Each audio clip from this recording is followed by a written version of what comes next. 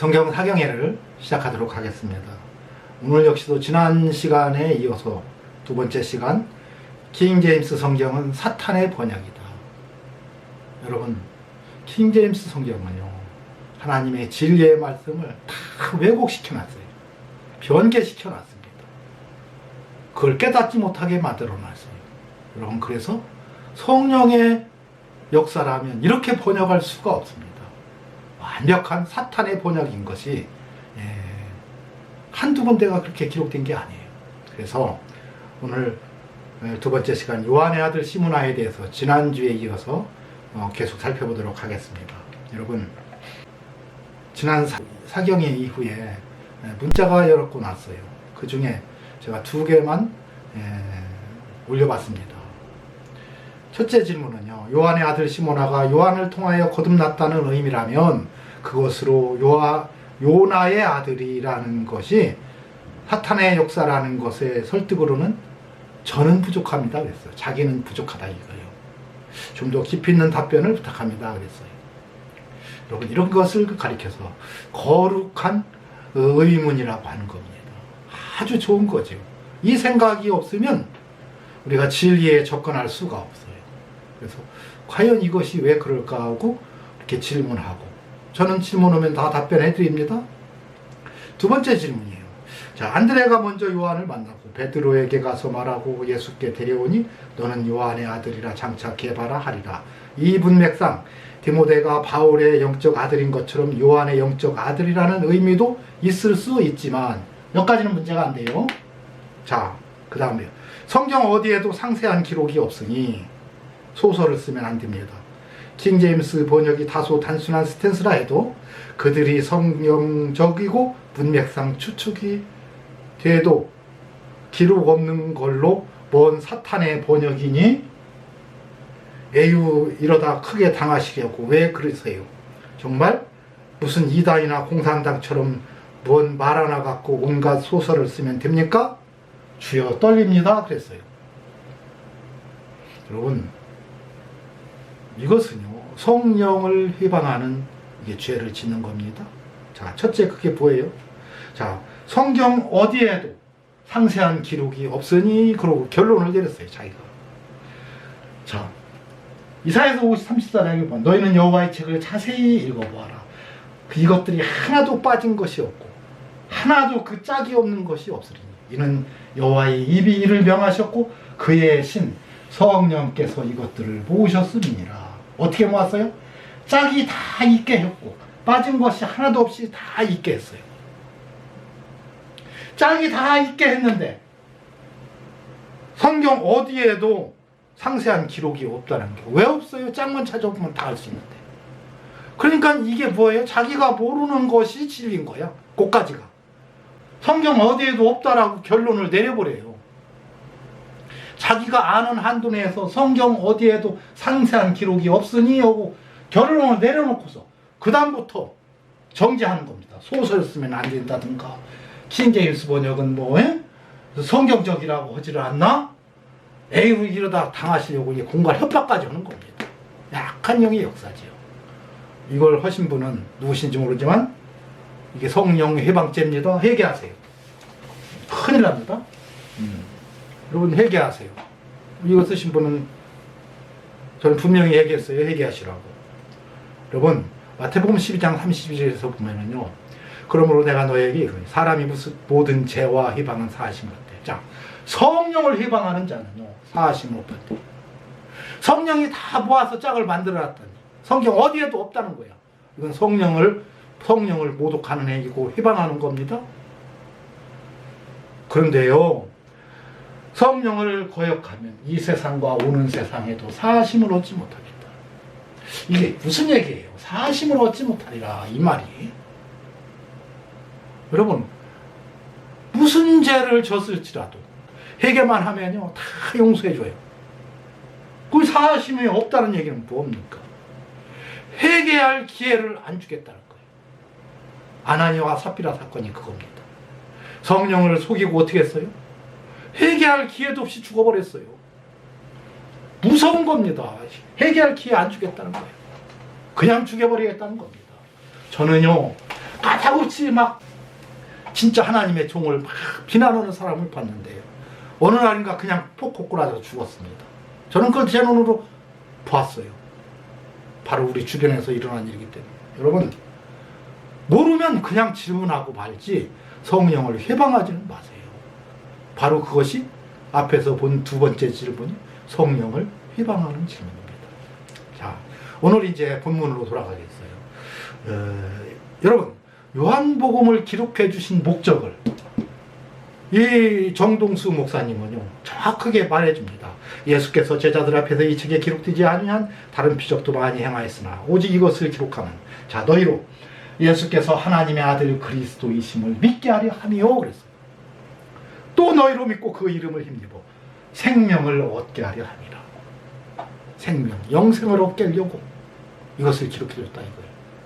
그러니까 요한복음은요 영생을 얻게 하기 위해서, 생명을 얻게 하기 위해서 예수께서 그리스도요 하나님의 아들이심을 믿게 하려고 기록해 준 것이 요한복음인 것 맞아요. 이것만 강조를 합니다. 처음부터 끝까지. 왜요? 요한의 아들 시몬아를 요나의 아들 시몬으로 바꿔놨기 때문에 진리가 없어서 그래요. 여러분, 여기서 우리가 요한복음에 대해서 바르게 알아야 돼요. 하나님은 공관복음, 마태복음, 마가복음, 누가복음을 공관복음이래요. 하나의 관점에서 바라봤다. 어떤 사건을, 똑같은 사건을 동쪽에서 바라보고 서쪽에서 바라보고 북쪽에서 바라본 내용을 기록하는 것이 공관복음이에요. 그러니까 한 사건을 갖고 여기저기 다 말을 해놨어요. 여러분, 그런데 이렇게 공관복음을 주고 하나님은 기다리십니다. 한 20년, 30년을 기다려요. 이 믿음의 사람들이 과연 이 성경을 어떻게 이 말씀에 대해서 이해를 할까 했더니 아니라 달라. 그들이 하나님의 아들 예수를 하나님의 아들 그리스도로 믿는 거에 너무 부족한 거예요. 안 믿어. 주는 그리스도 살아계신 하나님의 아들이라고 베드로는 고백했지만 예수 믿는 많은 그리스도인들은 이걸 믿지 않는 거예요. 어떻게 하나님의 아들 그리스도인 것을 그들이 받아들이지를 못하고 있는 거. 그래서 하나님은요 한 20년 지난 다음에 성경을 요한복음을 기록해 줍니다. 그래서 주신 말씀이 바로 이거예요. 그러면 요한복음이 뭐예요? 여러분, 예수께서 제자들 앞에서 이 책에 기록되지 않은 다른 표적도 많이 행하였으나 그랬어요. 표적입니다. 표적. 중요한 건 이 표적을 많이 행했지만 오직 이것을 기록하면, 이것이 뭐예요? 이 표적들을 하면 얘기해요. 요한복음은 다 표적들이에요. 처음부터 끝까지 다 표적을 기록해 놓은 것이 요한복음입니다. 왜? 하나님의 아들 그리스도를 믿게 하려고. 그런데 여러분, 요한의 아들 시몬아는 표적입니다. 근데 이걸 요나의 아들 시몬으로 바꿔놓으면 표적 하나가 없어져 버리는 거예요. 예수께서 하나님의 아들 그리스도임을 믿게 하려고 표적을 주었더니 표적을 없애버리면 결론적으로 하나님의 아들 그리스도로 믿지 못하게 하려고 바꿔버린 것이 되는 거예요. 요한의 아들 시몬아는요 표적입니다. 왜 표적인지를 확인해 보도록 하겠어요. 그래서 저는 이 말씀 한마디가 바로 상징하는 게 무엇이냐, 이 표적을 다 없애버렸어요. 악한 영이 역사지요. 이게 성도들 하여금 예수를 그리스도 하나님의 아들 그리스도로 믿지 못하게 하려고 사탄은 그럴 거 아니에요? 하나님은 어찌하든지 하나님의 아들 그리스도를 믿게 하려고 표적을 줬더니 표적을 표적이 아닌 걸로 바꿔버린다는 것은 뭐예요? 어찌하든지 예수를 하나님의 아들 그리스도로 믿지 못하게 하려고 하는 것이 돼요. 그래서요 진짜 우리 정동석 목사님처럼 유식한 사람을 보지 못했어요. 이분처럼 유창하게 설교를 잘하는 분이 못 봤어요. 성경 한 절 끊으면요 이 성경 저 성경 갖다 막 비슷한 것 갖다 다 모아놓는데 내가 볼 때는 짝을 찾는 건 하나도 보지 못했어.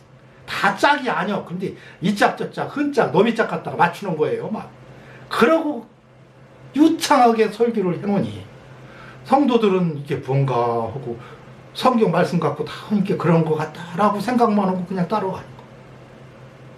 여러분, 진리의 영과 미혹의 영의 구분점은요, 미혹의 영은요 진리가 없기 때문에 말을 얼마나 잘하는지 모릅니다. 얼마나 유창한지 몰라요. 얼마나 유식한지 모릅니다. 저는 항상 얘기하죠.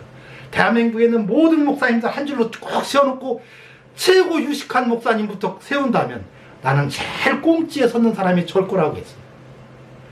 말 잘하고 유창하게 설교 잘하는 목소리 좋은 사람들을 한 줄로 다 세우고 등수를 매긴다면 제일 꽁지가 아마 저일 거다. 날 거라고 했어요. 왜? 진짜로 저는 부족한 사람이고요. 형편없는 사람입니다. 그러나 저는 단 한 번도 원고를 강조한 적 없고요. 제가 지금 이것만 컴퓨터에서 저도 같이 보고 있어요. 여기 보고서 말할 수가 없으니까. 노트북으로 똑같은 걸 그냥 이것만 보는 겁니다. 그리고 실수를 해도 그냥 저는 말씀하고요. 주님이 주시는 대로만 설교를 해요. 그런데 나도 모르게 하나님이 진리를 주시는 겁니다. 요한의 아들 시몬이라는 이것은 표적이라는 것을 저한테 보여주면서 바로 킹 제임스 성경은 이게 잘못 띄고 사탄의 번역이라는 것을 저한테 말씀해 주셨어요. 저도 그래서 자신 있게 이렇게 외치는 겁니다.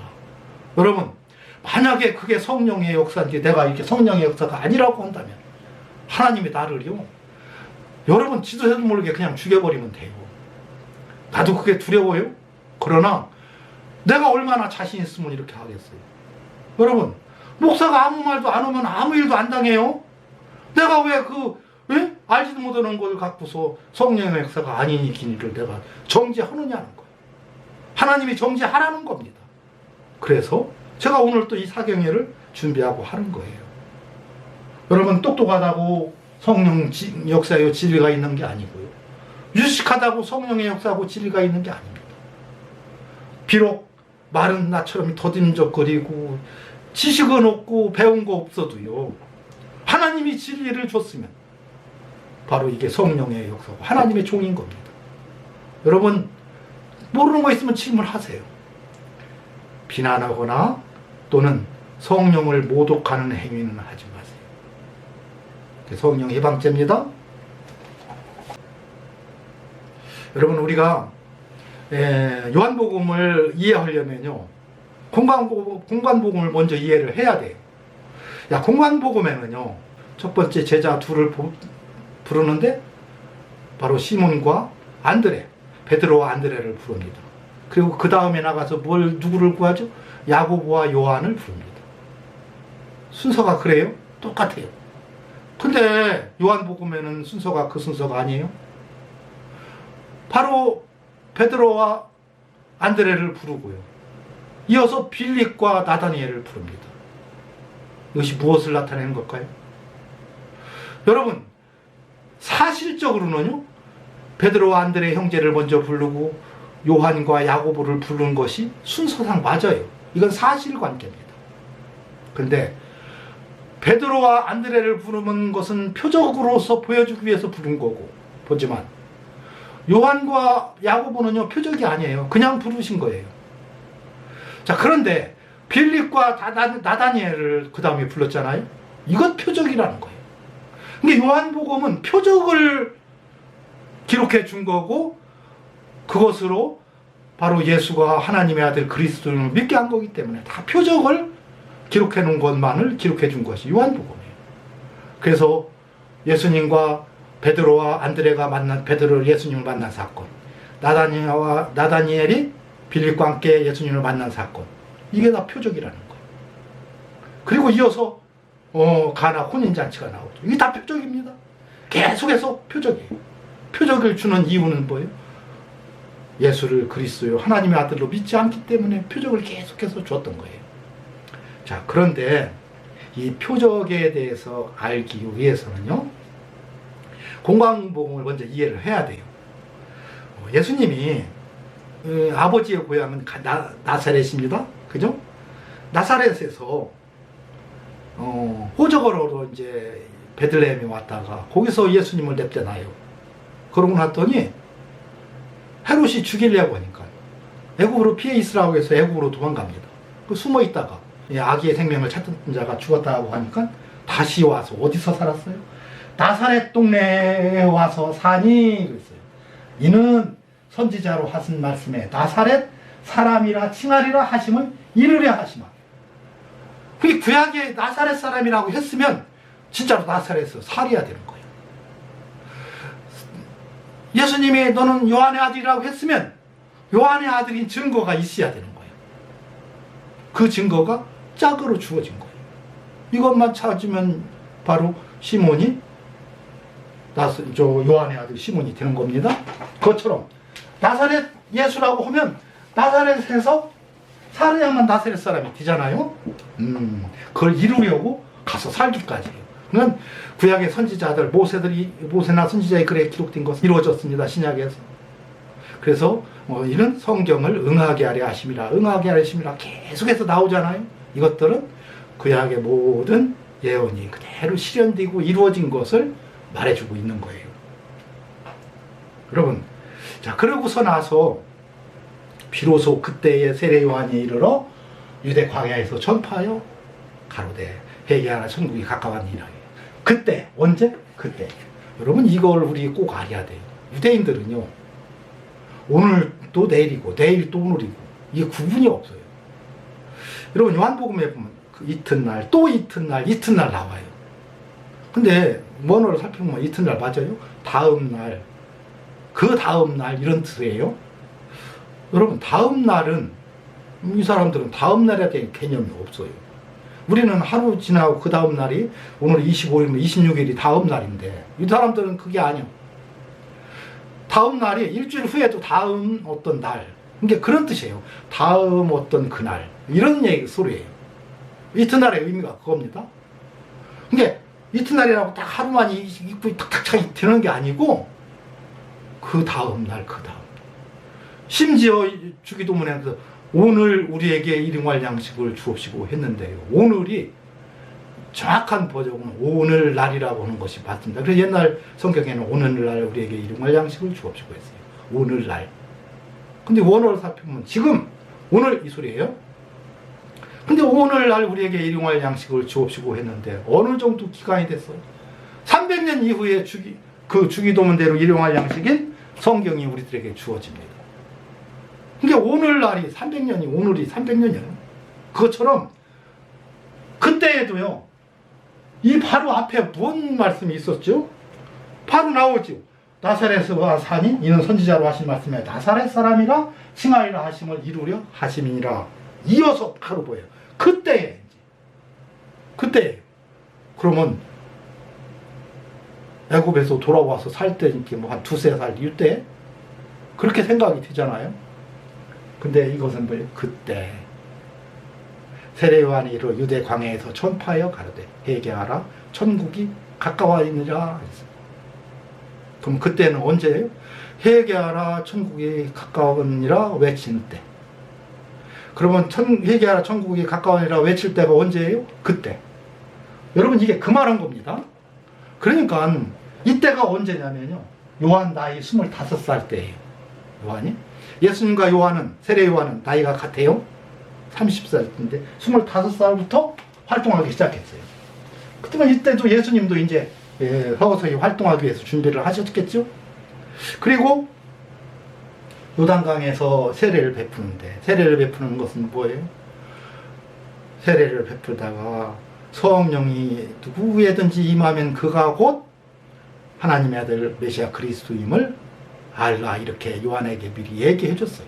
그 요한은 열심히 세례를 주면서 누구의 성령이 내릴까 했는데 예수님을 세례를 주는데 성령이 비둘같이 내리는 거예요. 누가 봤어요? 요한이 보고 예수님 역시도 자기 의에 임하는 것을 봤다고 했어요. 그러니까 요한과 예수님만 알아요. 바로 그런데 그때 세례를 막 베풀 때 예루살렘과 온 유대와 요단강 사방에서 다 그에게 나왔대요. 근데 이때부터 예수님 돌아가시기 30살 공생을 시작하기 전까지니까 한 5년 동안이죠. 얼마나 많은 사람들이 세례를 받았겠어요. 그죠? 다 와서 받았다는 거예요. 여러분 이거 지중해예요. 지중해고 이스라엘이 이렇다고 합시다. 나 지도 잘 못 그래요. 갈릴리 호수예요. 또 사해 호수가 이렇게 있습니다. 요단강이 이렇게 있어요. 그리고 여기가 세례 베푸더인데, 세례 베푸더인데. 자, 여기서 바로 옆에가 예루살렘이 있고요. 베들레헴이 여기 있어요. 우회로 가면 이 가나안 그 갈릴리 호수 옆에가 나사렛이라는 동네가 있고, 갈릴리로서 제일 상단이 예수님이 살던 가버나움입니다. 예수님이 여기 살다가 여기까지가 거리가요, 한 80km에서 100km 됩니다. 어? 걸어서 하루에 다 올 수 있는 거리도 아니에요. 이틀 3일 걸어서 오야 할 때예요. 여기서 예루살렘까지가 한 40km 돼요. 여러분, 나사렛에서 가버나움까지도 한 30에서 40km 됩니다. 그러니 여기서 예루살렘까지, 나사렛에서 예루살렘까지는요 한 100km 가까이 돼요. 100km. 여러분, 그러면 예수님이 나사렛에서 살았으니까 세례받으러 여기 왔다가 고향으로 다시 돌아갑니다. 돌아갔다 광야에 와서 40일을 금식하며 여기서 마귀에게 시험 받고, 그리고 다시 또 가나안 땅으로 나사렛으로 돌아가요. 돌아갔다가 또 가버나움에 가서 살았다고 했어요. 그러니 여기서 매번 이렇게 왔다 갔다 하려니 한 번 가려면 3, 4일씩 걸리는데 많은 시간들이 있겠죠. 여러분, 성경은 그냥 단편적으로 쓰니까 이 거리 감각이 없지만 예수님이 세례받는 데와 예수님 동네 사이는 거의 100km라는 거리가 있다. 서울에서 한 천안까지 거리가 있고요. 또 그 예수님이 세례받던 곳에서 예루살렘까지는 한 40여 킬로, 서울에서 인천 정도 거리가 있습니다. 왔다 갔다 해가면서 세례받고 막 했던 거예요. 여러분, 성령이 비둘기같이 임해서 자기의 이만하심을 보시더니 하늘로서 소리가 있어 말씀하시되, 이는데 사랑하는 아들이요 내 기뻐하는 자라 하시니라. 자, 누가복음 4장 1절에 보니까 예수께서 성령의 충만함을 입어 이게 세례받으시고 성령의 충만을 입어 요단강에서 돌아오사 그랬어요. 어디로 돌아와요? 자기 집으로 돌아왔겠죠. 나사렛으로 돌아오사. 그런데 자, 광야에서 40일을 동안 성령에 이끌리셔 마귀에게 시험 받으시더라 그랬어. 그러면 어떻게 해요? 나사렛에서 또 다시 광야로 갔어요. 이게 100km 거리 됩니다. 유대 광야가 그 사해 호수 옆에가 바로 유대 광야니까요. 여러분, 이게 지금 그냥 단편적으로 썼지만 예수님이 며칠 동안 또 광야까지 가게 되겠죠. 여러분, 또 40일을 밤낮 금식하고 줄이신 이후에 예수께서 요한의 잡히심을 들어요. 다른 복음서에서는 잡히심을 듣고 회개라 천국에 가까웠나고 막 외친 것처럼 되지만 아니에요. 예수께서 요한의 잡힘을 들으셨음을 들으시고 갈릴리로 물러가셨다가 갈릴리 나사렛에서, 그죠? 나사렛을 떠나 나사렛으로 다시 갔다가, 자, 나사렛을 떠나 가버나움으로 이사 갑니다. 갈릴리 호수 그 상단 이쪽으로 이사를 간 거예요. 이 거리가 한 30km, 40km 돼요. 가까운 거리가, 옛날에 이 먼 거리를 이사 간다고 생각해봐요. 이사 갈 때 그냥 가요? 가서 집도 사야 되고 있던 집 팔아야 되고 또 수레에다 지금처럼 뭐 이삿짐 세트가 있는 것도 아니고 수레에다 바리바리 싸들고 또 이사를 갔겠죠. 여러분, 그러면 이 이사 가는 것도 며칠 몇 달 걸릴 수도 있고요. 광야에서 40일 금식했어요. 여러분, 또 거기서 나사렛까지 왔다 갔다 했습니다. 여러분, 그러면 몇 달이 걸렸다는 거예요. 몇 달이. 근데 그것이 성경에는, 요한복음에는 그 시간은 하나도 없습니다. 그냥 다 이튿날, 다음 날 이제 이렇게 되는 거예요. 요한이 25살인 것은요, 가이사가 위에 있은 지 15대, 이때가 요한 나이 25살이에요. 그래서 바로 요한이 25세부터 30세까지 회개의 복음을 전파했고 세례를 주었고요. 그리고 예수께서 가르치심을 시작할 때가 30세쯤 되었으니까 요한 나이도 30세쯤 됐죠. 이때 옥에 갇혔다가 이제 그 후에 죽습니다. 여러분, 입체적으로 지금처럼 그렇게 한번 볼 수 있어야 돼요. 그게 뭐 몇 달 걸렸지요. 몇 달. 최소한 또 두세 달은 걸렸고요. 뭐 길게는 한 1년 걸렸을 수도 있고요. 자, 이제 지금부터 여러분 요한의 아들 시몬이 왜 그렇게 중요한지에 대해서, 이게 표적인지에 대해서 살펴보도록 하겠습니다. 요한복음 1장 35절에서 42절입니다. 또 이튿날 요한이 자기 제자 중 두 사람과 함께 섰다가 예수의 다니심을 보고 말하되 보라 하나님의 어린 양이로다. 여러분, 이 앞서서 뭐라 그랬어요? 요한이 증거하여 가로되 내가 보매 성령이 비둘기같이 하늘로서 내려와서 그에 의해 머물렀더라. 나도 그를 알지 못하여 예수님이 하나님의 아들 그리스도임을 알지 못하였으나 나를 보내어 물로 세례를 주라 하신 그이가 나에게 말씀하시되 성령이 내려서 누구 위에든지 머무는 것을 보거든 그가 곧 성령으로 세례는 베푸는 주인 줄 알라 하셨기에 내가 보고 그가 하나님의 아들이심을 증거하였노라 하니라 그랬어요. 자, 그리고 34절이죠. 35절. 또 이튿날 요한이 자기 제자 중 두 사람과 함께 섰다가 예수의 다니심을 보고 말하되 보라 하나님의 어린 양이로다 그랬어요. 사실 하나님의 아들인 것을 정확히 본 사람은 누구예요? 성령이 내리는 곳은 영안이 열려서 성령이 비둘기처럼 내리는 걸 본 사람은 요한밖에 없어요. 예수님과 본인과 요한밖에 없죠. 또 요한이 그래서 자기 제자 중 두 사람과 함께 섰다가 그래요. 여러분, 두 사람과 함께 섰는데 한 사람은 안드레라고 했어요. 함께 섰다가 예수님의 다니심을 보고 말하되 보라 하나님의 어린 양이로다 하고서 두 제자가 그의 말을 듣고 예수님은 쫓건을 그랬어요. 쫓는 내용이 이 내용 답니다.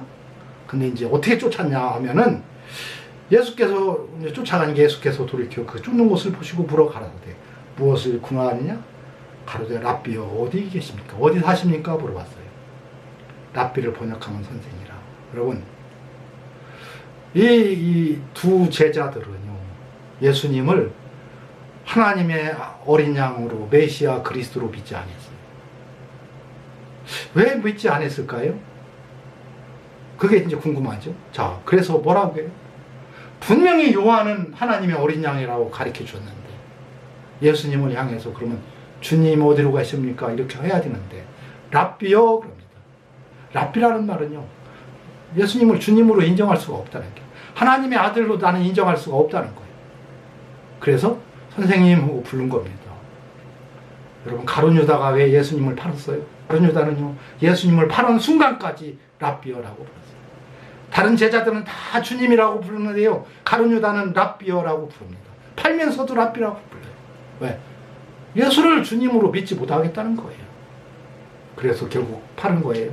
그것처럼 이 두 제자도요 도저히 믿을 수가 없다는 거예요. 랍비어라고 부릅니다. 그리고 어디 사는지 좀 한번 가봐야 되겠다는 거예요. 그 이유는 이제 그 뒤에 제가 설명하겠어요.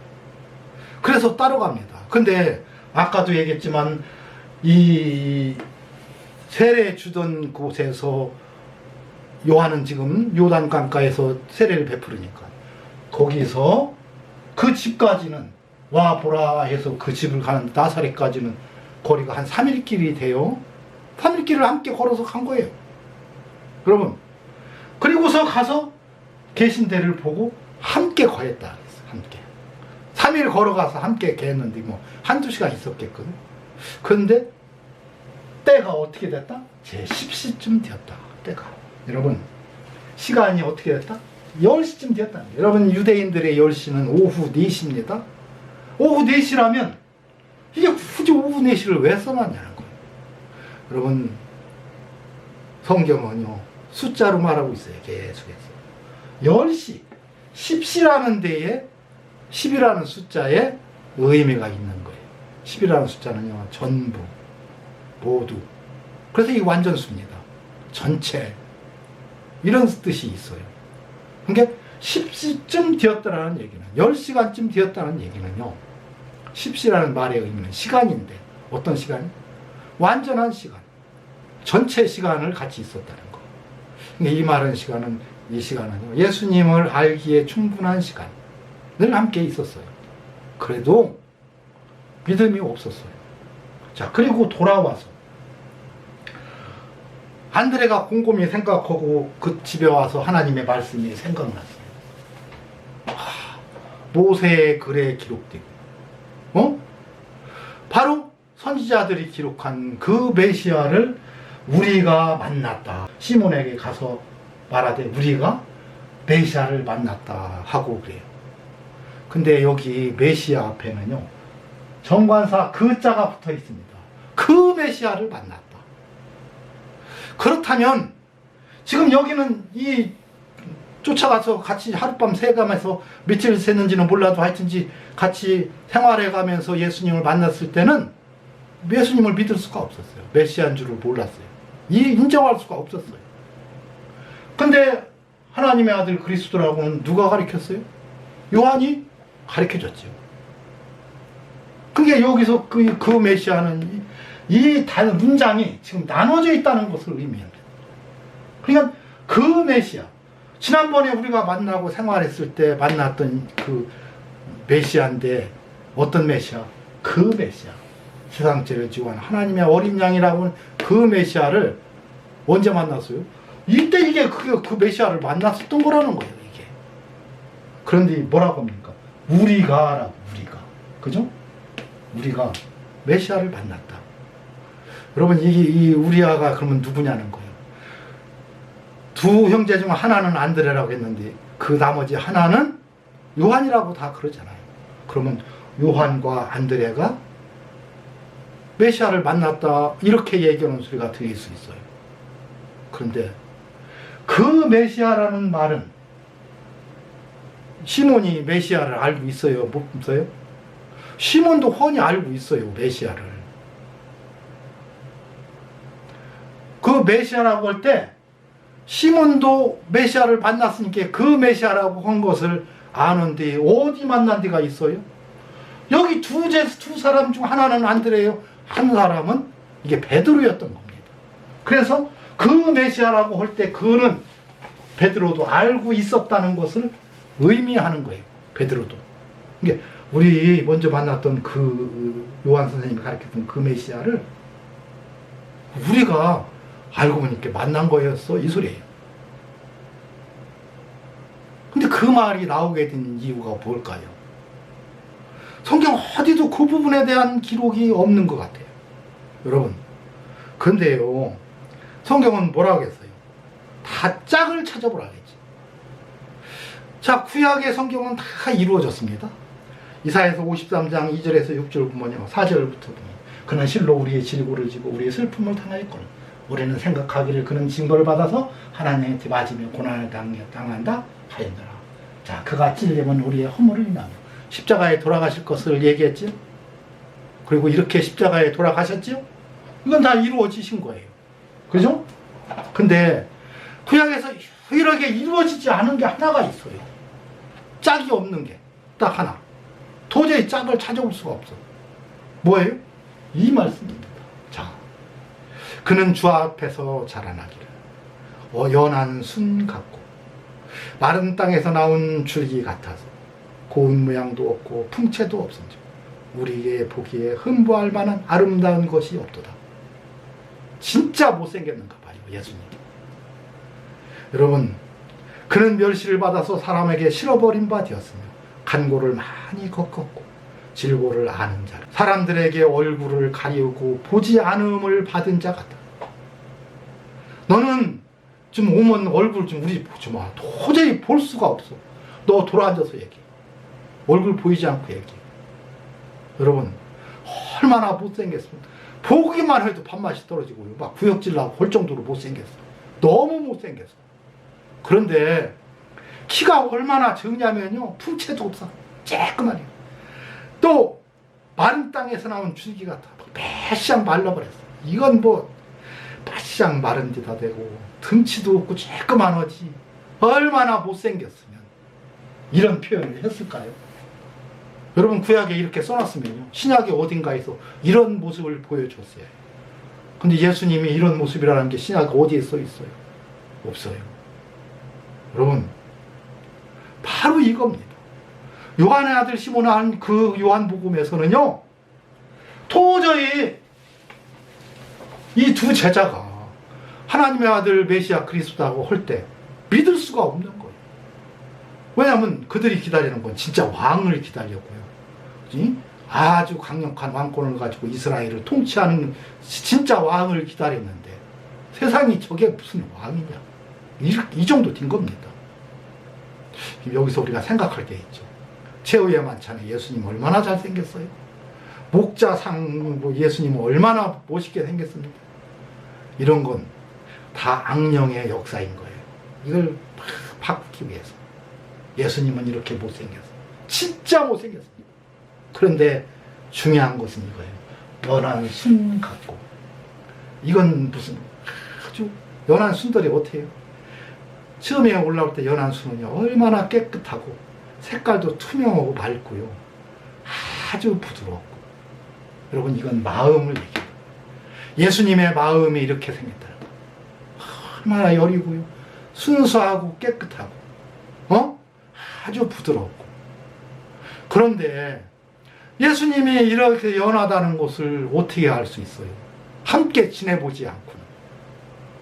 여러분 그래서 예수님을 쫓아가서 그들과 며칠 동안 함께 했던 그 요한의 그 두 제자는 같이 생활해보니까 구약의 하나님의 말씀이 이사야서의 이 말씀이 생각났던 겁니다. 아 그렇다면 그렇게 못생겨서 우리는 정말로 얼굴을 안 보는 게 나을 정도로 그렇게 못생겼는데 바로 그분이 하나님의 아들 그리스도라는 것이 구약에 있구나. 이 말씀대로 이걸 깨닫고요 시몬 베드로에게 이 말씀을 안드레에게 해준 겁니다. 근데 이게 그런 말을 했다는 것을 어떻게 알 수 있느냐. 여러분 그 다음 날 이제 나가서 빌립을 만났는데 빌립은요 안드레와 베드로와 한 동네 베세다 사람, 한 동네 사람이요 베세다에 살았어요. 그러니까 예수님은 나사렛 사람인데 이 제자 3명은 베세다에 사는데 빌립이 안드레와 베드로와 한 동네 베세다 사람인데 빌립을 예수님이 나를 쫓으라 했더니요 예수님을 쫓는데 어떻게 하느냐. 그가 바로 나가서 또 친한 친구 나다니엘을 부릅니다. 그 나다니엘을 불러서 한다는 말이 뭐예요? 모세가 율법에 기록하였고 여러 선지자가 기록한 그 일을 우리가 만났으니 요셉 아들 나사렛 예수라. 그러고 나다니엘을 전도합니다. 그럼 빌립은 이걸 어떻게 알았을까요? 전혀 예수님과 상면은 적이 없는데 이 말은 안드레와 베드로가 빌립에게 전해졌다는 얘기예요. 전해졌는데 뭐라고 전했어요? 베드로와 안드레의 마음을 그대로 담았죠. 모세의 율법에 기록하여 선지자들이 기록한 그이. 아까 만난 그렇게 못생긴 그 예수, 그런데 마음은 여린 순 같은 그 깨끗하고 맑은 그 청명한 그 예수, 진짜 못생긴 그 예수, 그게 성경에 기록만 있는 줄 알고 우리는 몰랐는데 그를 만나고서 빌립에게 그대로 말을 해준 거고 빌립은 나다니엘에게 그대로 또 가서 전도를 한 겁니다. 이 말을 비추어 볼 때 베드로와 안드레가 그 두 제자였던 거예요. 그 메시아를 우리가 만났다, 그 메시아를 만났다는 얘기는 베드로도 알고 있었다는 얘기고요. 결국 이들이 빌립에게 그대로 전도를 했는데 내용을 들어봤더니 바로 예수님을 하나님의 아들 그리스도로 믿었던 거예요. 그러면서 그들이 집에 돌아와서 이제 이사야의 말씀이 생각이 났겠죠? 그래서 이제 그때서 우리가 메시아 그리스도를 만났구나. 이사야 선지자가 말한 그 메시아 그리스도를 우리가 만났구나 하고서 마음에 품고 있다가 예수님이 나를 따르라고 부르니까 그들이 따랐다는 겁니다. 근데 순서는 바로 베드로와 안드레를 먼저 부르고 그 다음에 요한과 야고보를 불렀는데 요한과 야고보를 부른 건 표적이 아니에요. 그냥 부른 거고 그들이 따른 겁니다. 그러나 바로 빌립을 부른 것은 이게 표적인데 뭐냐? 나다니엘을 함께 불렀는데 나다니엘도 역시 못 믿었어요. 그랬더니 예수님이 그 속에 간사한 것이 없다고 하면서 예수님이 뭐라고 해요? 내가 무화과나무 아래에 있을 때부터 내가 너를 봤다. 여러분 이 말은요 나다니엘이 무화과나무에서 있을 때 보았다는 얘기는요. 이 나다니엘은 진짜 간사한 마음이었고 경건하고 깨끗한 사람인데 자기만의 기도처가 있었어요. 진짜 모르는 기도처예요. 남들은 그냥 쟤 왜 저기 앉았지? 그러는데 자기는 꼭 그 무화과나무 아래서 깊은 기도를 하면서 하나님의 뜻을 구하고 메시아를 기다리는 그런 사람이었습니다. 자기가 거기서 하나님과 깊은 교제하는 걸 아무도 몰라. 자기밖에 몰라. 왜? 누구한테도 말한 적이 없어. 그런데 어떻게 저분이 나한테 너는 간사한 것이 없다는 내 마음도 훔쳐서 알고 있고 무화과나무 아래에서 있을 때 보았다는 얘기는 내 기도를 들어주시는 어떤 그분이라는 것을 깨달은 거예요. 아무도 없는 나 혼자만의 기도처에서 기도했는데 어떻게 알았느냐는 게요. 하나님의 아들이 아니고 그리스도가 아니면 어떻게 알았느냐는 거. 그래서 그가 예수를 믿고 따랐습니다. 여러분 이것처럼 요한의 아들도요. 요한의 아들 시몬은요. 어떻게 나를 요한의 아들이라고 부르냐. 내가 바로 요한의 아들 시몬. 요한으로부터 가르침을 받고 또 세례받고 거듭나서 회개했던 그곳은 나하고 요한하고 둘밖에 모르는데 내가 언제 예수님한테 말한 적도 없고 그 후에 요한이 예수님을 만난 적도 없고 우리들한테만 저 하나님의 세상 제일 지금 하나님의 어린 양이라고 말하는 것만 우리가 들어서 예수님이 알 턱이 없는데 어떻게 알았느냐는 게 내가 요한의 아들인 거죠. 여러분 이게 기적이요 이게 표적인 겁니다. 이 표적을 왜 요한 표적을 기록해 준 거예요. 그러기 때문에 하나님의 아들인 거다. 그러기 때문에 바로 예수가 하나님의 아들 그리스도다. 왜? 벌써 마음을 훔쳐서 다 봤고요. 원래 혼자 하나님과 경건 생활하는 것조차도 와서 본 적도 없는데 다 알고 있어. 여러분 이게 바로 하나님은 중심을 아신다는 거죠. 우리 중심을 아시고 말씀하신 거였습니다. 그래서 그들이 하나님 앞에서 한국하고 하나님의 제자가 주님의 제자가 됩니다. 여러분 이거 이상으로 보건대 요한의 아들이라는 것은 표적인 것이고요. 자 나다니엘이 무화과나무 아래 있을 때 보았다고 하는 것도 표적인 겁니다. 그 표적을 말할 때 그들이 믿음 없음이 없어지고 예수를 하나님의 아들 그리스도로 믿게 되었던 거예요. 이렇게 하려고 요한복음을 기록해 놓은 겁니다. 요한복음은 그래서 다 표적을 기록해 놓았어요. 이것으로 오늘 사경회를 마치도록 하겠습니다. 다음 주에는요 요한복음 21장에 대해서 이어나가도록 하겠습니다.